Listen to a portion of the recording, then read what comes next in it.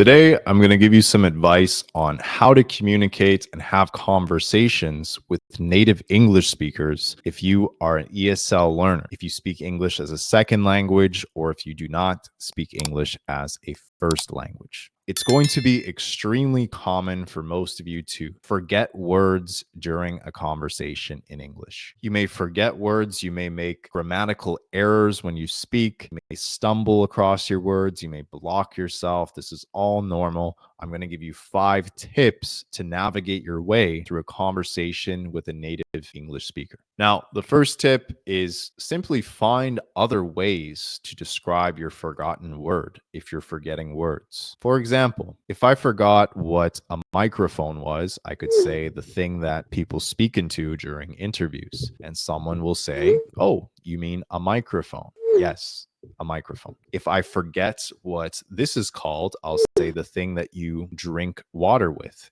and someone will correct me and say, "Oh, you mean a water bottle?" I'll say, "Yes, a water bottle." Especially if English isn't your first language, this will be very acceptable during a conversation with a native English speaker, and most of them will have enough patience to correct you on small things such as these. Another example, thing that you use to speak with people electronically, you mean the phone, a telephone. Yes, a telephone, a cell phone. By finding other ways to describe your forgotten word, it's a very easy way to continue a conversation with an English speaker without making it necessarily awkward or unrecoverable during a conversation. Now, the second tip is use antonyms, which is simply just say not and then add the opposite word of what you forgot. So, for example, if I forgot the word good, I could say this is not bad. If I forgot what the word wet was, but I knew the feeling, I could say this shirt is not dry. If I forgot what the word loud meant, I could say this is not quiet. If you forget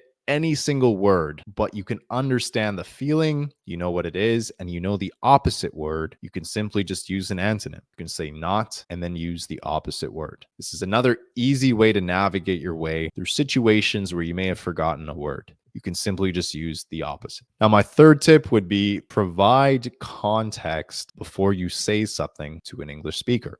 So, for example, if you're about to tell a story, simply provide context. Where were you?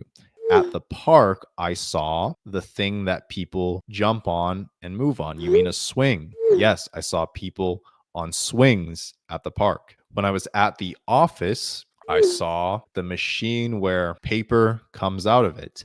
You mean a printer? Yes, a printer. Just by providing context, it will be very easy for native English speakers to correct you and actually help you, but also they'll understand what you're talking about immediately, most likely, if you provide context in the things that you're saying. All of these tips that I'm giving you as well also apply to native English speakers. Even as native English speakers, we do this too to make sure that ever we're speaking to, whether they're an English speaker or not, can understand or have an easier time understanding what we are saying. Now, the fourth tip would be to simply use body language when you communicate. This tip is kind of common sense, but not just in English, but in any language. If you use body language, it could be a lot easier to understand what you're saying, especially if you're mispronouncing words. So, for example, if you said you were going for a run in the park, even this body language I'm using right now kind of displays what I'm talking about. Even if I mispronounced all the words, if I spoke too quickly, if you had a hard time hearing what I was saying, you can still see my body language of running and decipher that I'm talking about running. This can be very handy when you're telling a story or you're trying to describe something that you actually experienced and went through. So definitely use it when you're having a conversation in English when English is not your first language. And the fifth tip would be you need to carry the right mindset and attitude when you're conversing with people in English. For example, you need to lower your expectations. You should not be trying to have a perfect conversation in English. I know when you study English a lot and you do a lot of work on studying the grammar, you listen so much, you read so much, you practice your speaking, you practice your typing and your writing so often. You want to have everything come together perfectly, but it just does not work that way. Even native English speakers do not speak perfect English. There are literally native English speakers who speak a lower level of English and have a lower level of command for the English language than people who do not speak English as a first language. Keep that in mind. So, if you make grammatical mistakes, if you forget words, if you pronounce words incorrectly, it's really not that big of a deal because native English speakers ourselves, we do this all the time too. And once you lower your expectations and once you understand that your conversations in English are not going to be perfect, you take off the burden or the stress of performance off of yourself. This will allow you to relax. This will allow you to not care that much about the outcome, which will allow you to organically flow through the conversation, even through mistakes. It will not be awkward. It will feel very normal.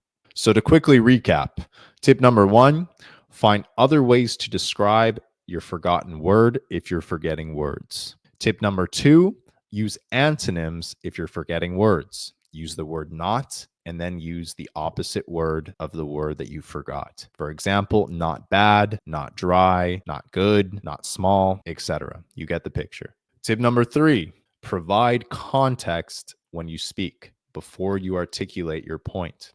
Tip number four, use body language. And tip number five, carry the right mindset when having a conversation. Come in with a mature attitude and do not have perfect, flawless expectations. Questions, comments, concerns, leave a comment down below, and I will see you in the next video.